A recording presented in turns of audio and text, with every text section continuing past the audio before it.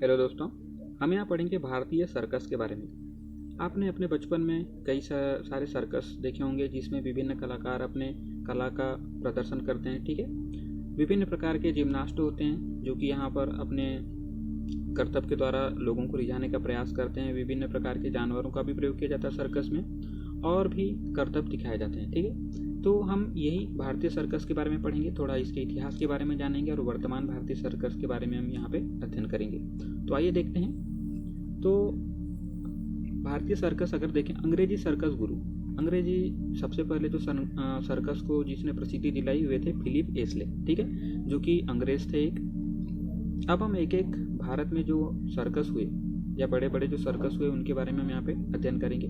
तो एक सर्कस था ग्रेट इंडियन सर्कस। ठीक है, इसके संस्थापक थे विष्णुपंत छत्रे। यह काफ़ी प्रसिद्ध सर्कस था, भारत का पहला आधुनिक सर्कस भी था। ठीक है, इसका पहला प्रदर्शन 20 मार्च 1880 को हुआ, अर्थात यह अंग्रेजों के समय में ही भारत में इसका प्रदर्शन किया गया था।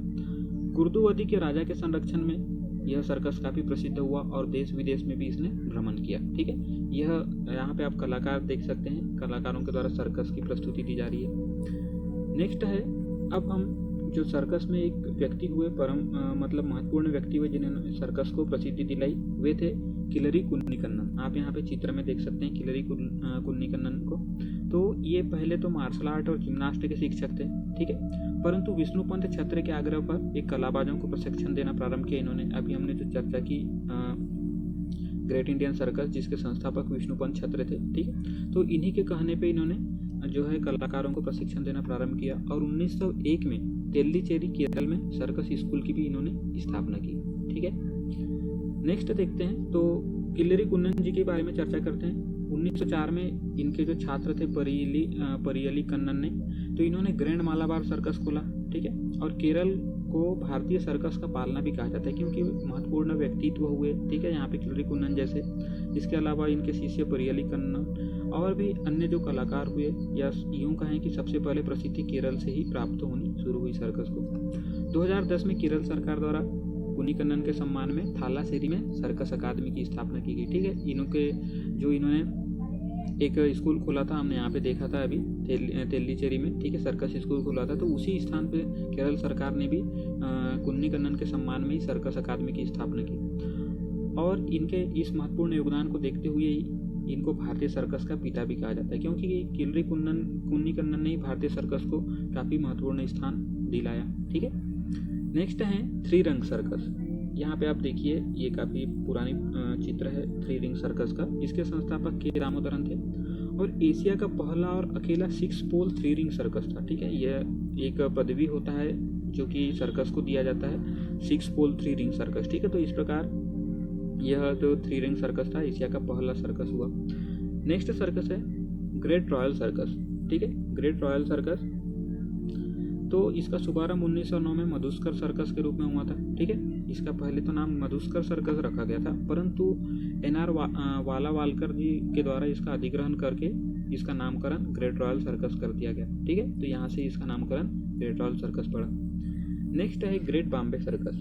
ठीक है, यहाँ पे आप कलाकारों की प्रस्तुति देख सकते हैं, हाथी के द्वारा यहाँ पे कलाकारों के द्वारा प्रस्तुति दी जा रही जो कि ग्रेट बॉम्बे सर्कस के कलाकार हैं। तो इसका शुभारंभ बाबूराव कदम जी के द्वारा 1920 में ग्रैंड बॉम्बे सर्कस के नाम से किया गया था। ठीक है, ग्रैंड बॉम्बे सर्कस के नाम से, परंतु 1947 में KM कुन्निकन्नन जो कि किलरी कुन्नन के भतीजे थे। ठीक है, तो इन्होंने जो बाबूराव कदम जी का ग्रेट बॉम्बे सर्कस था उसका अपने कंपनी में विलय करके इसका नाम ग्रेट बॉम्बे सर्कस कर दिया। ठीक है, आप यहाँ पे देखिए चित्र में हाथियों को एक स्टूल के ऊपर, छोटे से स्टूल के ऊपर खड़ा करके उनके ऊपर सर्कस की कलाबाजी की जा रही है। नेक्स्ट देखते हैं, ये काफ़ी महत्वपूर्ण सर्कस हुआ जेमिनी सर्कस। ठीक है, यहाँ पे आप कलाकार देख सकते हैं जेमिनी सर्कस में एक इस प्रकार से करतब दिखाते हुए।